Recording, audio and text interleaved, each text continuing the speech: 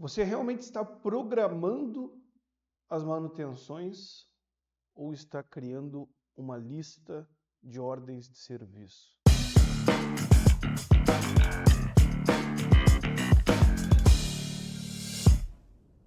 A programação de manutenção, ela deveria ser algo como que um casamento entre a programação de produção, ela entrando dentro da programação de produção, sem afetar a disponibilidade física projetada pela própria produção.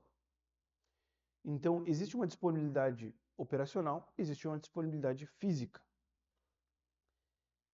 A disponibilidade física é o tempo que eu irei usar essa caneta. A disponibilidade operacional é o tempo que essa caneta funcionou, de fato. Né? Então, eu posso usar a caneta, querer usar a caneta, né, por 5 horas, e eu fico escrevendo por 5 horas, mas ela falha 1 hora, então ela não funcionou às 5 horas. Né? Ela esteve disponível, mas não funcionou. E essa é basicamente, né, a analogia para explicar a diferença entre a disponibilidade física e operacional. Não é porque está fisicamente disponível que está operacionalmente disponível. Você consegue entender que se ela não funcionou, não estava operacionalmente disponível. Então, por isso que a gente mede separado. A programação, ela já vai consumir um pouco da disponibilidade física dos equipamentos, né? Porque ainda não inventamos uma maneira de dar manutenção em equipamentos que estão funcionando, a não ser fazer inspeção, né? Não destrutivo, né? Preditivo e sensitivo. Mas aí não é intervenção de fato, né? A programação de manutenção, ela deveria ser isso. Ela vai causar indisponibilidade física. Bom, mas se ela for uma lista de serviço, é muito provável que a tua programação ela vire um cemitério de ordens de serviço, que é um artigo que eu escrevi, né, fazer umas 3 semanas, né? Cemitério de ordens de serviço, você está realmente programando as manutenções? Então aqui a gente tem uma lista de serviço, né? E um monte de ordens de serviço. Isso não é programação de manutenção. Então, vocês conseguem ver que o personagem, não sou eu, mas ele é um personagem, está sempre presente nos artigos. Então, uma programação de manutenção não deve ser uma ou somente uma lista de serviço. Porque a programação de manutenção, de fato, ela é também uma lista de serviço, mas é uma lista de serviço premeditada que deve ser executada naquela semana. E é isso. Qual é a diferença de uma lista de serviço para uma programação de serviço? A programação de serviço cabe naquela semana. A lista de serviço pode ser do tamanho que quiser. Não necessariamente ela vai caber naquela semana. Uma programação de manutenção vai cruzar volume de trabalho com disponibilidade de mão de obra. Uma lista de serviços não vai fazer cruzamento nenhum. Vai colocar lá todos os serviços e aí faz o que der e faz o que deu. Então, se você colocar dezenas de ordens de serviço na programação de uma equipe de manutenção sem ponderar, a capacidade de execução da equipe, que deve ser avaliada pelo HH disponível, né? Já falamos disso aqui no canal. 2, a disponibilidade operacional dos equipamentos, que deve ser negociado com a operação. Você está fazendo uma você não está fazendo uma programação de manutenção, está apenas emitindo uma lista de serviços sem critério nem objetivo. Então, tu não tem objetivo, tu não tem critério. Né? Então, no começo aqui do vídeo eu falei que, né, a programação de manutenção deveria encaixar na programação de produção. Se eu não acerto com a produção, se ela não casa, alguém vai ter que acertar com a produção. E normalmente isso cai para execução diariamente. O cara vai lá, deixa eu pegar isso aqui, pega o telefone, alô fulano, equipamento tal tá liberado? Não, não tá. E o tal? E o outro? E esse? Ah, esse dá para fazer. A equipe já está parada há 20 minutos. Tá, então, beleza, vamos fazer esse.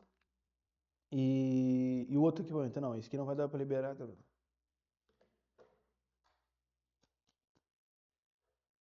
Isso causa uma improdutividade na equipe, obviamente, né? Meu telefone aqui, vou guardar aqui. Isso causa uma improdutividade porque não teve um acordo. Só que eu entendo também que isso não é só culpa da manutenção, né? Às vezes própria produção não tem programação. Então, muitas pessoas falam de programação como se fosse óbvio que a própria produção tem uma programação.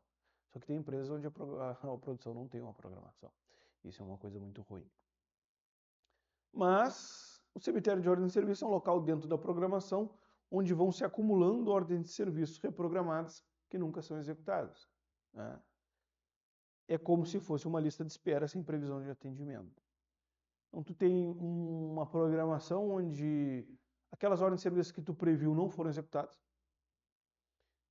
elas são reprogramadas e mais ordens são adicionadas à tua programação. Cada vez que ela vai aumentando mais, e obviamente isso vai se tornando um cemitério, né? Porque a programação ela deveria ser algo que sai do forno quentinho, né? E é entregado para execução já acordado tudo o máximo possível para diminuir a incerteza, né? Então a gente precisa garantir que aquela programação ela vai caber na semana. A gente precisa garantir que aquela programação ela é execuível, né? É possível executar. Isso é possível. Se não for possível executar, mas aqui não é uma programação, é uma lista de serviço. Então vamos lá. Isso pode ocorrer por inúmeros motivos, mas precisamos entender as possíveis consequências negativas de uma lista de serviços que só aumenta e que não tem priorização, né? E porque também, se tu tem uma lista de serviços e tu não tem uma programação, quais são as consequências disso? Vamos lá. Consequência número 1, perda da capacidade de priorização de serviços. Se a programação virou uma lista de serviços que só aumenta, priorização com base em criticidade perde sentido. Problema número 2, aumento do backlog, né? Dispensa explicação, né? Número 3, mudança de cenário. O escopo de serviço daquela ordem aumenta devido a ter passado muito tempo desde a identificação do problema que ela pretendia resolver. Isso aqui é importante fazer um parêntese. Tu tem uma ordem de serviço para fazer. E aí ela vai ser identificada, priorizada, planejada. Chegou a programar. Programei. Ela primeiro na semana 25. Ela não foi executada. Reprogramei para 26. Não foi executada. Reprogramei para 27. Não foi executada. Já passou 15 dias, 30 dias já. E aí? Obviamente que vai ter mudança de cenário, né? Porque pode ser que esse problema aumente e aquela ordem ela perda o sentido. Ela não tem mais sentido. Porque se era para trocar um rolamento e virou trocar um rolamento a bucha o eixo, acabou o sentido da tua ordem, né? Legal, vamos lá. Quarto motivo, perda da capacidade de medir a eficiência da execução. Quando não se tem um documento de programação composto por uma quantidade de HH e um número X de ordens de serviço execuível, fica impossível controlar a aderência à programação. Ela deixa de ser uma missão e vira um papel com informações. Então, entendam que a programação de manutenção ela é uma missão para execução. Olha aqui, ó, tem todas as ordens aqui para executar nesse tempo. É com vocês, vamos ver quantos vocês conseguem fazer. Claro, porque não é bem assim, né? Mas poderia ser. Não poderia? Deveria, né? Quinto, poluição do banco de dados da manutenção. Ordens de serviço que estavam na programação por muito tempo acabam virando corretivo emergencial. Quem trabalha em PCM sabe quanto isso é ruim. Então, tu tem ordens na programação para serviços cuja corretiva emergencial já fez. Então, aquelas ordens estão tanto tempo na tua programação, né, que os serviços já foram executados por outras pessoas em outro turno, em outro momento, e ela tá lá na tua programação.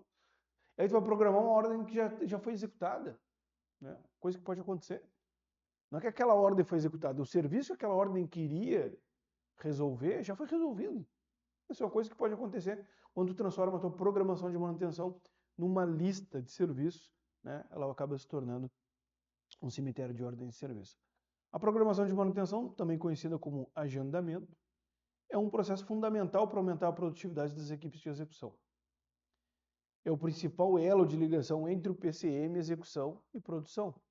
Então, a programação de manutenção, ela junta PCM, execução e produção. Por quê? Porque a gente tem que fechar toda essa negociação para conseguir emitir a programação, porque senão não adianta emitir a programação se tu não tiver acordado com a área de execução e com a área de produção também. E ela deve ser tratada com a mesma seriedade que devemos tratar uma ordem de serviço, pois o documento de programação é igualmente importante. Então, o documento de programação, por que eu estou chamando de documento de programação? O documento de programação, ele é um documento, que assim como é a ordem de serviço, é um documento, não um papel, é um documento. Deveria ser tratado seriamente para não se tornar uma lista de tarefas que não são executadas.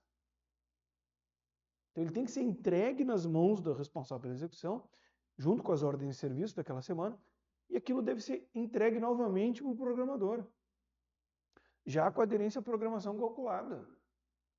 Quanto? Fez 100% das ordens? Ou não fez 100% das ordens? Fez 90%? Por que não conseguiu? E a execução, que nem eu já expliquei, tem vídeo aqui no canal, falando sobre aderência à programação, pesquisa aí, que eu aprofundo um pouco mais esse tema. A execução vai dizer lá por que fez, por que não fez, e etc., com as dificuldades que encontrou do processo de programação.